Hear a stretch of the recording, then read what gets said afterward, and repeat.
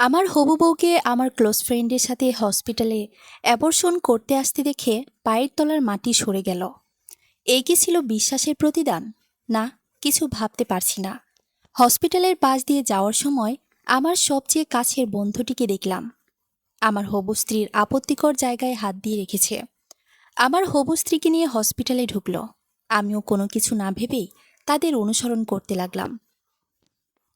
আমার হবু স্ত্রীর নাম আরিফা। এদিকে আমার বন্ধু উজ্জ্বল কথা কিনে ডাক্তারের চেম্বারে ঢুকল। আমি আড়ালে লুকিয়ে পড়লাম। যা শুনলাম তা শোনার জন্য একেবারেই প্রস্তুত ছিলাম না। ডাক্তার সাহেব, আমরা এখনই বাচ্চা নিতে চাচ্ছি না, বাচ্চাটা নষ্ট করতে চাচ্ছি। বাচ্চার বাবা কি আপনি? হ্যাঁ স্যার, আরিফার গর্ভে আমার সন্তান।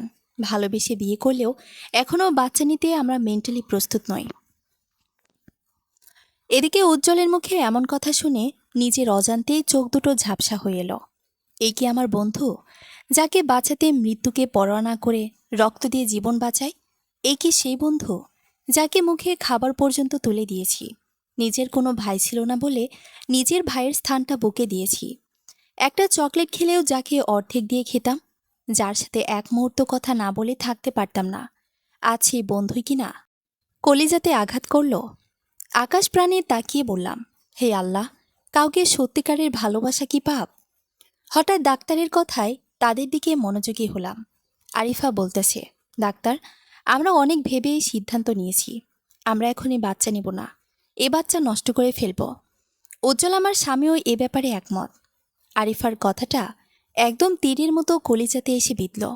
এদিকে ডাক্তার বলল, আচ্ছা, কিছু মেডিসিন লিখে দিচ্ছি, 3 দিন পর আরেকবার আসবেন। ধন্যবাদ ডাক্তার সাহেব। উজ্জ্বল কথাটা বলেই চকচকে 1000 টাকার একটি নোট ডাক্তারের হাতে দিয়ে মুচকি মুচকি হাসতে হাসতে চোখাচোখি করে ডাক্তারি রুম থেকে বের হতে লাগল। তাদের আশা দেখে আমি নিরাপদে সরে গেলাম। তারা দুজন বাইকে করে বাসায় চলে গেল। আমার মন চাচ্ছে এই বিশ্বাসঘাতককে খুন করে ফেলি, কিন্তু না। কেন এমন ভালোবাসার নাটক করলো তা শুনতে বড় ইচ্ছে করছে।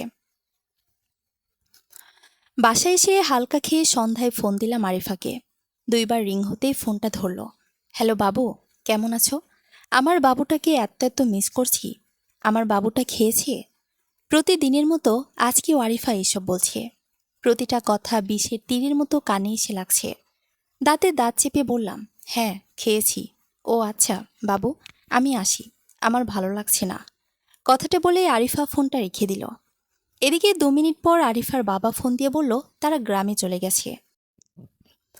আরিফা একা, আমি যেন তাদের বাসায় যাই। আমি কিছু বলতে পারলাম না। ফোনটা রেখে দিয়ে ভাবলাম, আজ বলবো কেন? এমন করলো আমার সাথে, কি অপরাধ ছিল? আমি রেডি হতে হতেই ফোন দিলাম। ফোন দিতে ওপাশ থেকে কেউ একজন বলছে, আপনি যে নম্বরটিতে ফোন দিচ্ছেন এই মুহূর্তে নম্বরটি ব্যস্ত আছে, দয়া করে আবার চেষ্টা করুন, ধন্যবাদ। 10 মিনিট ধরে ফোন দিচ্ছি, ফোনটা ব্যস্তই দেখাচ্ছে। বাইকে করে যাচ্ছি আর ভাবছি, আরিফান আমাকে ভালোবাসতো, তবে কেন করলো আমার সাথে এমন? শৈশব থেকে একে অপরকেই ভালোবাসতাম, এখনো মনে আছে। পুকুরে খেলা করতে করতে একদিন আরিফা পুকুরে পড়ে যায়। আমি তখন ক্লাস 3তে পড়ি। আমি সাঁতার জানতাম না। আরিফাকে বাঁচাতে পুকুরে ঝাঁপ দেই। পরে নাজমুল ভাই এসে আমাদের দুজনকে পুকুর থেকে তোলে। খুব ভালোবাসতাম ওকে। নামাজের মোনাজাতে কাঁদতাম ওকে পাওয়ার জন্য। একদিন কণা আমাকে প্রপোজ করে, এর জন্য 2 দিন আমার সাথে কথা বলেনি আরিফা। কাঁদতে কাঁদতে হেঁচকি তুলে ফেলেছিল। পরের দিন স্কুলে যাওয়ার সময় আরিফা কণাকে বলেছে, আর কোনোদিন যদি আমাকে ভালোবাসার কথা বলে তাহলে ওকে খুন করে ফেলবে। আরিফার রাগী ছিল অনেক, স্কুলের সবাই জানত। তাই সেদিন কণা কিছু ভয়ে বলতে পারেনি। আর আরিফা কিছুদিন পরপর সেন্সলেস হয়ে যেত, আর আমি পাগলের মতোই কাঁদতাম। এতটা ভালোবাসার পরও তাকে কখনো ছুঁয়ে দেখিনি। এতটা পবিত্র ছিল আমাদের ভালোবাসা। আমার বাবা আর আরিফার বাবা বন্ধু ছিলেন। ছোটবেলা থেকেই আমার আর আরিফার বিয়ে ঠিক করে রাখা হয়েছিল। সেই সূত্র ধরে আমার আর আরিফার বাগদান সম্পন্ন হয়। যদিও আরিফা এত তাড়াতাড়ি বিয়ে করতে রাজি ছিল না, কিন্তু পরিবারের চাপে আর না করতে পারেনি। কিন্তু এতটা ভালোবাসার পরও সে এমন করবে কখনো স্বপ্নেও ভাবতে পারিনি। ভাবি না আমার বন্ধুর সাথে এমন অশ্লীল কর্ম করে, অ্যাবর্শন করবে। এদিকে নানান কিছু ভাবতে ভাবতে আরিফাদের বাসার কাছে এসে পড়ি। বাইকটা থামিয়ে আরিফাদের বাসায় ঢুকতেই বুকটা ছ্যাদ করে ওঠে। বাড়ির ভেতরে একটা বাইক দাঁড় করানো। বাইকটা অন্য কারো নয়, আমার একমাত্র বন্ধু উজ্জ্বলের। কিছু ভাবতে পারছি না, পাও চলছে না। বাড়িতে ঢুকেই দেখি আরিফার রুমটা বন্ধ। আস্তে আস্তে রুমের কাছে যাচ্ছি। রুম থেকে ফিসফিস করে আওয়াজ আসছে, ও সুইটহার্ট, আজ সারা রাত তোমাকে আদর করব। তোমার শরীরে প্রতিটা পার্টে ভালোবাসার স্পর্শ এঁকে দেব। ইস, দুষ্টু, ওভাবে বলো না, আমি পাগল হয়ে যাব। আমি জানালার কাছে গিয়ে জানালার পর্দা সরাতেই যা দেখলাম তা দেখার জন্য মোটেও প্রস্তুত ছিলাম না। আমার হবুর স্ত্রী আরিফা আর আমার বন্ধু উজ্জ্বল দুজনেই রথক্রিয়ায় ব্যস্ত। তাদের কারো গায়ে কোনো কাপড় নেই। দুজন দুজনকে শক্ত ধরে জড়িয়ে ধরে আছে। মনে হচ্ছে স্বামী স্ত্রী একে অপরকে আদর করছে। নিজের সবচেয়ে ভালো বন্ধু, যাকে নিজের ভাই মনে করতাম, সে আজ আমার কলিজার টুকরোকে কেড়ে নিল। আমার ভালোবাসার মানুষের সাথে অশালীন কাজ করল। আজ আমার ভালোবাসার মানুষের গর্ভে আমার এই বন্ধুর অবৈধ সন্তান। পৃথিবীতে কি সত্যিকারের ভালোবাসা এভাবে মিথ্যা ভালোবাসার কাছে হেরে যাবে? কোনো দাম নেই কাউকে নিঃস্বার্থভাবে ভালোবাসা। দীর্ঘ 11 বছর প্রেম করার পর, বাগদান সম্পাদন করার পরেও যখন ভালোবাসার মানুষটি অন্য কারোর সাথে পরকীয়া করে, তখন বাঁচতে ইচ্ছে করে না। ডাক্তার আকাশের মতো আজ আমি জীবন্ত লাশ। আমার বুকটা ফেটে কান্না আসছে। নিজের ভালোবাসার মানুষ বাগদত্তা যখন অন্যের বুকে আমার শুদ্ধতম ভালোবাসার একি ছিল প্রতিদান। চোখ থেকে ঝরঝর করে পানি পড়তে লাগলো। বুকের বাম পাশটা মনে হচ্ছে আজ খালি হয়ে গেছে। যাকে নিজের থেকে বেশি ভালোবাসতাম তার সম্পর্কে আজ এসব জানব, যা মৃত্যুর চেয়ে বেশি কষ্ট দিচ্ছে। হঠাৎ ঘরের ভেতর থেকে আওয়াজ আসলো, জানো সুইটহার্ট, আজ তোমাকে সারা রাত আদর করব। ইস, আমার বাবু তা সত্যি বলছে? হুম। তবে আঙ্কেল আন্টি তো আসবে না? না বাবু, আজ তোমার আর আমার মাঝে কেউ বিরক্ত করতে আসবে না। জানো সুইটহার্ট, তোমাকে খুব খুব মিস করেছি। তোমাকে এই কয়েকটা দিন। আর একটু কাছে আসো, তোমার লিপস্টিক খাবো। হুম। আমার বাবু খাবে না, না করতে পারি? এই জন্যই তো তুমি আমার সুইটহার্ট। হুম, আমার জানে মন। শোনো, বেশি লিপস্টিক খেও না, পরে পেট খারাপ করবে আবার। তাই তো, দুষ্টু কথাকার, পেট খারাপ করলে করবে, সেজন্য আমার সুইটহার্টকে আদর করব না? তাই বুঝি? দেখি আমার জানে মন কী করে আমায়। আরিফা কথাটা বলার আগেই উজ্জ্বল টান দিয়ে আরিফাকে কাছে টেনে নিল। আরিফার ঠোঁটজোড়া উজ্জ্বলের দখলে নিয়ে নিল। জানালার পর্দাটা যেমন ছিল তেমনই রেখে দিলাম। মনে পড়ছে শৈশবের সেই সব দিনের কথা। জানো রাজ, তুমি বর সাজবে, আমি তোমার বউ সাজব। তুমি আলতা নিয়ে এসে আমার পায়ে পরিয়ে দেবে। ছোট্ট একটা সংসার হবে, যেখানে সব কিছুর অভাব থাকলেও থাকবে না কোনো ভালোবাসার অভাব। বলো, বিয়ে করবে তো আমায়? তোমার রাঙা বউ বানাবে তো আমায়? জানো, আমার খুব ইচ্ছা বিয়ের পর 2টা বেবি নিব, একটা ছেলে আর একটা মেয়ে। ছেলের নাম হবে আমার নাম অনুসারে আরিফ, আর মেয়ের নাম তোমার নামের সাথে মিলিয়ে রিসা। সুন্দর না? আমি আরিফার মুখের দিকে মুগ্ধ নয়নে তাকিয়ে মাথা নাড়িয়ে হ্যাঁসূচক জবাব দিতাম। আরেকটা কথা কি জানো, তুমি কিন্তু প্রতিদিন আমাকে বুকে নিয়ে ঘুমাবে। প্রতিদিন ঘুম থেকে ওঠার পর আমাকে পাপ্পি দিতে হবে। আমাকে অনেক ভালোবাসতে হবে। কখনো ছেড়ে যাবে না আমায়। তোমায় ভালোবেসেই মরতে পারি। তোমার বুকটাই আমার শেষ ঠিকানা। তোমাকে ছাড়া বাঁচব না। প্লিজ, কসম করো, আমার মাথায় হাত রেখে আমাকে কখনো ভুলে যাবে না। সেদিন আরিফার মাথায় হাত রেখে প্রমিস করেছিলাম, কিন্তু 4 বছরের ব্যবধানে আজ আরিফা অন্যের বিছানায় মনোরঞ্জন করছে। কী অপরাধ ছিল আমার? মনে মনে ভাবলাম, কী অপরাধ ছিল আমার, কেন এমন করলো তা জানতে চাই। এইভাবে কয়েকবার দরজায় নক করতেই ভেতর থেকে আওয়াজ আসলো। এ সময় কি বিরক্ত, ডিসগাস্টিং। কয়েক মিনিট পর আরিফা কোনোরকম কাপড়টা গায়ে জড়িয়ে দরজা খুলেই আমাকে দেখে বলল, আরে রাজ, তুমি এই অসময়ে? আমার শরীরটা ভালো না, তোমাকে তো বললাম। তবু বাসায় কেন আসছো? তার শরীর ভালো না, ঠিক আছে, তবু তোমার বাসার সামনে উজ্জ্বলের বাইক কেন? লজ্জা করে না একজনের বাগদত্তা হয়ে অন্যজনের সাথে অবাধে মিলামিশা করতে? আমার ভালোবাসায় কিসের কমতি ছিল বলো? হঠাৎ দেখলাম উজ্জ্বল বেরিয়ে আসলো। মাথাটা নিচু করে আছে। রাজ, কি বলছো এসব? তুমি না আমায় ভালোবাসো? ভালোবাসার মানুষ সম্পর্কে এই ধারণা? উজ্জ্বল ভাই কলেজের একটা সমস্যার জন্য কথা বলতে আসছিল। ও যে, আসফার বিষয় নিয়ে? ছি, লজ্জা করে না? তোর চেয়ে পতিতারা ভালো, অন্তত মিথ্যা কথা বলে না। তোরা যা করেছিস, জানালে দিয়ে সব দেখেছি। নষ্টা মাইয়া, তোর মতো মেয়েকে বিয়ে করার চেয়ে বেশ্যাদের সাথে রাত কাটানো ভালো অন্তত। বিশ্বাসঘাতকতা করবে না তারা। ঠাস ঠাস করে চর বসিয়ে দিল আরিফা আমার গালে। আমি অবাক হয়ে তাকিয়ে আছি। আরিফা বলতে লাগলো, সব যখন দেখেছিস তাহলে কেন আবার জিজ্ঞেস করছিস? তোর সাথে 14 বছরের সম্পর্কে একবার কিস করা তো দূরের কথা, আমার হাতটা ধরেছিস? না বলতে পারবি না। তোর মতো খ্যাতমার্কা ছেলের সাথে আমার সম্পর্ক করাটাই ভুল হয়েছে। উজ্জ্বল 1 বছরে বুঝিয়েছে ভালোবাসা কাকে বলে, কতটা গুরুত্বপূর্ণ আমি উজ্জ্বলের কাছে। হা হা হা। অবৈধ সন্তান গর্ভে জন্ম দেওয়া ভালোবাসা? একজনের বাগদত্তা হয়ে অন্যজনের শরীর গরম করা কি ভালোবাসা বলে? নিজের ভালোবাসার মানুষকে ঠকিয়ে আরেকজনের সাথে রাত কাটানোকে কি বলে ভালোবাসা? নাকি বাবা মা বাড়ি থেকে চলে গেলে অন্য পুরুষকে ডেকে এনে শরীরের চাহিদা মেটানোকে বলে ভালোবাসা? জানি উত্তর নেই তোর মতো বেশ্যা মেয়ের কাছে। আরে বেশ্যা বললেও বেশ্যাদের অপমান করা হবে, কারণ তারা নিজেকে রাতের আধারে মিলিয়ে দেয় টাকার জন্য। তোর মতো হবু স্বামী রেখে শরীরের চাহিদা মেটানোর জন্য না। এই নে তোর দেওয়া এঙ্গেজমেন্টের আংটি। কথাটা বলেই হাত থেকে আংটিটা খুলে মুখ বরাবর ঢিল দিলাম, কষে 2টা থাপ্পড় দিলাম। উজ্জ্বল আমার দিকে এগিয়ে আসতে চাইল। বললাম, তুই যদি এক পা সামনে আসিস, আজ 2টা লাশ পড়বে। কথাটা বলে পাশে রাখা ফলের ঝুড়ি থেকে চাকুটা টান দিয়ে হাতে তুলে নিলাম। আজ আমি তোকে বলে যাচ্ছি, তুই যে আমার পবিত্র ভালোবাসার সাথে প্রতারণা করলি, একদিন আমার পবিত্র ভালোবাসার অনুভূতিগুলোই প্রতিশোধ নেবে। তখন তোর 2 চোখে জল ছাড়া কিছু আসবে না। অনুতপ্ত হয়ে কত কাঁদবি, কাঁদবি আমার মুখে একবার ভালোবাসি কথাটা শোনার জন্য। আমার পা ধরে ক্ষমা চাইবি। প্রত্যাবর্তন বলে একটা কথা আছে। আমার ভালোবাসা যদি পবিত্র হয়ে থাকে, নামাজের মাঝে মোনাজাতগুলো সত্যি হয়ে থাকে, তাহলে একদিন না একদিন তোকে কাঁদতেই হবে। আমার অনুভূতিগুলো তোকে ঘুমাতে দেবে না। হয়েছে, তোর আর ডায়লগ দিতে হবে না। আমরা কালকেই বিয়ে করব। ভাবছিলাম তুই বিয়ে করে নিলেও আমার ময়না পাখি আমারই থাকবে, কিন্তু না, আমার সুইটহার্টকে আমি আপন করে নিব। চলো সুইটহার্ট।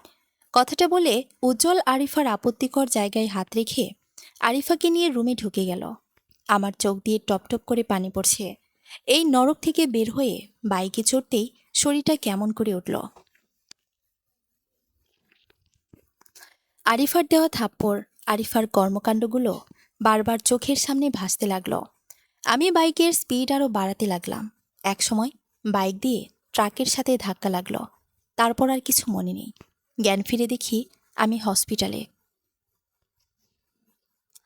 গত 3 দিন আমার সেন্স ছিল না। হসপিটালে একটা ডাক্তারকে দেখিয়ে বললাম, আমাকে এখানে কে নিয়ে এসেছে? একটা নার্স দেখিয়ে দিল একটা মেয়েকে। ভাইয়া, ওই যে বাহিরে যে মেয়েটা বসে আছে, সে মেয়েটা আপনাকে হসপিটালে নিয়ে এসেছে। কথাগুলো বলতে শেষ করতে না করতে মেয়েটা এসে হাজির। মেয়েটাকে দেখে অনেক মার্জিত মনে হচ্ছে, পর্দাশীল মনে হচ্ছে। মেয়েটার মুখ দেখা যাচ্ছে না, সারা শরীর পর্দায় ঢাকা। আমার কাছে এসে বলল, কেমন আছেন? আমাকে কেন বাঁচিয়েছেন? আমার মতো মানুষকে কেন মিছামিছি বাঁচিয়ে কষ্টের বোঝা চাপিয়ে দিয়েছেন? আমি তো মরতে চেয়েছিলাম। সবাই বাঁচতে চায়, আর আপনি মরতে চান কেন? কার জন্য বাঁচব? যাকে এতটা ভালোবাসলাম সে এমন করলো। মেয়েটাকে সব বললাম। কথা শেষ করতে না করতে দেখি মেয়েটা কাঁদছে। আমি বললাম, আপনি কাঁদছেন কেন? একটা মানুষকে আরেকটা মানুষ এতটা কষ্ট দিতে পারে? একটা মানুষ আরেকটা মানুষকে কতটা নিঃস্বার্থভাবে ভালোবাসতে পারে আপনাকে না দেখলে বুঝতাম না। শুনেন, ইসলাম এই জন্যই প্রেম ভালোবাসা হারাম করেছে। যদি নিঃস্বার্থভাবে ভালোবাসতে হয় তাহলে স্ত্রীকে ভালোবাসতে হয়, আর এই ভালোবাসায় মহান আল্লাহ তাআলা বরকত রেখেছে। আপনাকে একটা কথা বলতে চাই। আমার নাম কারিমা জাহান কথা, আর আপনি হয়তো রাজ, তাই না? মেয়েটার কথায় অবাক হয়ে গেলাম। আচ্ছা, আপনি আমার নাম কেমনে জানলেন? স্বপ্নে দেখেছি আপনাকে। সত্যি বলতে আমি স্বপ্নে দেখি যে আপনি বর সেজে বসে আছেন, আর আপনার নাম রাজ, আর আমি বউ সেজে একটু দূরে বসে আছি, আর সবাই বলছে বরের নাম রাজ। আমি এমনই, কখনো সত্য গোপন রাখতে পারি না। আপনি বিশ্বাস না করলেও সত্য যে স্বপ্নে আমাকে দেখেছে। হঠাৎ করে মনে পড়ল, রাস্তায় এক পিচ্চির কাছ থেকে আমি আর কথা নামের মেয়েটা একসাথেই ফুল কিনি। তখন রবি রাজভাইয়া বলে ডাক দেয়, আর সেটাই স্বপ্নে আমার নাম শুনতে সাহায্য করে কথাকে। কথাকে ফুল কেনার কথা বলতেই বলল, এই জন্যই বলি কোথায় যেন দেখেছি আপনাকে। আচ্ছা, আমি আসি, আপনি একা যেতে পারবেন? এরপর থেকে প্রায়ই কথা হতো কথার সাথে। বাসায় এসে শুনি আরিফা নাকি বিয়ে হয়ে গেছে উজ্জ্বলের সাথে। এদিকে প্রায় 6 মাস পরে আমার মা আরিফার সাথে ঘটে যাওয়া ঘটনা জেনে যায় এবং তার সাথে কথা যে আমাকে বাঁচায় সে বিষয়টাও জেনে যায়। মা আমার আর কথার বিয়ের কথা বলতে কথার মার কাছে যায়। কথার মা আর না করেনি। প্রায় মাসখানেক পর আমার আর কথার বিয়ে হয়ে যায়। বিয়েতেও কথা বোরকা পড়েছিল। আজ আমাদের বাসরাত। বাসর ঘরে কথা একা বসে আছে। একটু পরেই বন্ধুরা বাসর ঘরে ধাক্কা দিয়ে পাঠিয়ে দিল। আমি ঘরে যেতেই কথা আমার পায়ে সালাম করে নিল। এদিকে ঘোমটা সরাতেই আমি স্তব্ধ হয়ে গেলাম। আল্লাহর সৃষ্টি এত সুন্দর হতে পারে, কথাকে না দেখলে অজানাই হয়ে যেত। মনে হচ্ছে পূর্ণিমার চাঁদটা আজ আমার ঘরে উদয় হয়েছে। বিয়ের আগে কথাকে দেখতে বলা হয়েছিল, আমি ইচ্ছা করে দেখিনি, কারণ কথার ব্যক্তিত্বটা আমার খুব ভালো লেগেছিল। আল্লাহ যে আমার জন্য এত বড় নিয়ামত রেখেছিল, এই জন্য শুক্রিয়া। আসেন আমরা দুজনে মিলে আল্লাহর কাছে শুক্রিয়া স্বরূপ 2 রাকাত নফল নামাজ পড়ি। অজু করে সে কথার সাথে 2 রাকাত নামাজ পড়ে নিলাম। দিনগুলো ভালোই কাটতেছিল। দুনিয়াটা মনে হচ্ছে বেহেশতের একটা টুকরা।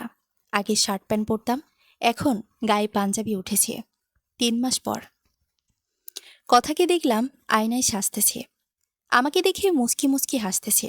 কি হলো, তুমি হাসতেছো কেন? আমাদের ঘরে নতুন মেহমান আসছে। আলহামদুলিল্লাহ, আমি আল্লাহর শুকরিয়া আদায় স্বরূপ 2 রাকাত নফল নামাজ পড়ে আসি। নামাজ শেষ করে কথাকে বললাম, তুমি আমার কাছে কি চাও? আমি কিছুই চাই না, তবে আল্লাহর কাছে চাই যে জান্নাতেও যেন আপনাকে পাই। পরের দিন খবরের কাগজ খুলেই একটু বিস্মিত হলাম। বিখ্যাত ব্যবসায়ী উজ্জ্বল 7 বছরের শিশুকে ধর্ষণের দায়ে গ্রেফতার। ছবির নিচে আমারই বন্ধু উজ্জ্বলের ছবিটা দেখে অনেকটা অবাক হলাম। শুনতেছি নারী পাচারকারী, কালোবাজারি প্রায় সব রকম কাজই করত। ফাঁসি হওয়ার সম্ভাবনাই বেশি। এদিকে কথা চা বানিয়ে নিয়ে এসে কথার মাথাটা আমার ওর উপর দিয়ে বলল, আপনার তো কোনো কষ্ট হচ্ছে না? কি করব, আমার শরীরটাও বেশি ভালো যাচ্ছে না। কথার মুখে এমন কথা শুনে স্মিথ হেসে কথার মাথায় হাত বুলিয়ে বললাম, কি বলছো? তুমি তো আমার রবের পক্ষ থেকে নিয়ামত। রবের নিয়ামত কখনো কষ্টদায়ক হয় না। কথাটা বলে কপালের মাঝখানে একটা চুমু এঁকে দিলাম। দেখতে দেখতে অনেক দিন চলে গেল। কথাকে নিয়ে হসপিটালে গেলাম। প্রসব ব্যথা উঠেছে, খুব চিন্তা হচ্ছে। নামাজ পড়ে আল্লাহর কাছে ফরিয়াদ করলাম। দীর্ঘ 3 ঘন্টা পর ডাক্তার অপারেশন থিয়েটার থেকে বের হয়ে বললেন, আপনার ফুটফুটে একটা মেয়ে হয়েছে। বাচ্চা আর বাচ্চার মা দুজনেই ভালো আছে। আমার কাছে আজ যে কত খুশি লাগছে বলে বোঝাতে পারবো না। এদিকে কথার বেডে ঢুকতে শুনতে পেলাম হাসপাতালে এক ব্লাড ক্যান্সারের রোগীর জন্য এবি রক্ত লাগবে। রক্ত খুঁজে পাওয়া যাচ্ছে না। আমি ডাক্তারকে বললাম, আমি রক্ত দেব, আমার কাছ থেকে রক্ত নিন। আমি রক্ত দিয়ে বের হতে না হতেই নার্স বলল, রোগী মারা গেছে, ক্যান্সারের লাস্ট স্টেজে ছিল একদম। রোগী মারা যাওয়ার আগে চিঠিটা আপনাকে দিয়ে যায়। প্রিয় রাজ, প্রথমে আমার সালাম নেবে। আশা করি ভালোই আছো। আমি জানি আমি আর বাঁচব না। আল্লাহর কাছে অনেক প্রার্থনা করেছি, মরার আগে তোমার মুখটা যেন দেখতে পারি। আল্লাহ মহাপাপীর দোয়া কবুল করেছেন হয়তো। জানো, তোমাকে ঠকানোর প্রতিদান এভাবে পাবো ভাবতে পারিনি। তোমার সত্যিকারের ভালোবাসা আমি না বুঝে আবেগের বশে উজ্জ্বলকে বিয়ে করে বুঝতে পেরেছি কত বড় ভুল করেছি। উজ্জ্বল আমাকে নয়, আমার দেহটাকে বিয়ে করেছিল। বিয়ের পরে বুঝতে পারি উজ্জ্বল একজন চরিত্রহীন ছিল। জানো, উজ্জ্বল আমাকে বিয়ের 6 মাস পরে ডিভোর্স দিয়ে দেয়, আরেকটা বিয়ে করে নেয়। তোমাকে তখন কত খুঁজেছি তোমার পায়ে ধরে ক্ষমা চাইব বলে। তোমার মুখে একবার ভালোবাসি কথাটা শোনার জন্য কত কেঁদেছি, কোথাও পাইনি। প্রতি রাতে তোমার ছবি বুকে নিয়ে কাঁদতাম। একদিন সেন্সলেস হয়ে পড়ে গেলে মা হসপিটালে নিয়ে আসে আমায়। পরে জানতে পারি আমার ক্যান্সার, বেশি দিন বাঁচব না। বিশ্বাস করো, আমার একটু কষ্ট হয়নি, কারণ তোমার সত্যিকারের ভালোবাসাকে অবহেলা করার শাস্তি পেয়েছি। আজ যখন তোমাকে আমার জন্য ব্লাড ডোনেট করতে আসতে দেখি, তখন নার্সকে বলে এই কয়েকটা কথা বলি। ক্ষমা করে দিও আমায়, ভালো থেকো। চিঠিটা পড়ে চোখটা মুছে কথার রুমে গেলাম। কথার পাশে দেখি আমাদের রাজকন্যাটা কাছে। আমি টান দিয়ে আমাদের রাজকন্যাকে বুকে টেনে নিই। তুমি কাঁদছো কেন? কাছি না তো, আজ তৃপ্তির কান্না কাছি। সত্যি, আল্লাহ যা কেড়ে নেয় তার চেয়ে বেশি ফিরিয়ে, তবে আল্লাহর প্রতি বিশ্বাস রাখতে হবে। সমাপ্ত।